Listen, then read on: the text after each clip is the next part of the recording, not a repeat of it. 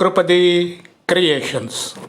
నల్లబాటితో కాసేపు 50 సంవత్సరాల నా సాహితీ సేవ స్వర్ణోత్సవ విజయ సంతోషంలో భాగంగా ఈరోజు మీ ముందుకు నేను మానవత్వపు సూక్తులు అనే శీర్షికతో వస్తున్నాను. ఇందులో మీరు ఒక మంచి మానవత్వపు సూక్తి వింటారు. వినండి. మరి మనసు మంచిదైతే మార్గం సులువవుతుంది. ఆలోచన శుభమైతే అడుగు బలం పుంజుకుంటుంది. ప్రయత్నం నిజమైతే ఫలితం తథ్యం కదా.